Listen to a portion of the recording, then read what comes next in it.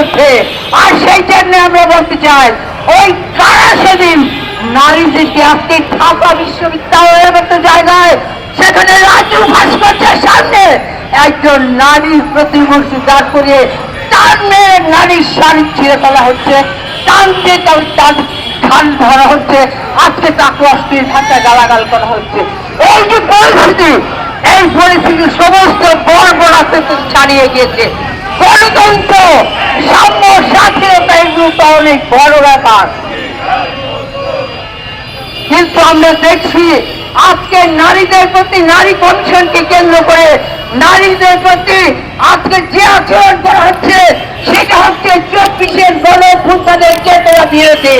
আর সেই কারণেই আমরা সরকারের প্রতি আহ্বান জানাতে চাই, অবিলম্বে আজকে যারা নারী সংস্কার কমিশনের সদস্যদেরকে অসম্মানজনক কথাবার্তা বলেছে, বাংলাদেশের সমস্ত নারীর প্রতি অসম্মানজনক কথাবার্তা বলেছে, অমর্যাদা করেছে, তারা সবাই চিহ্নিত ব্যক্তি।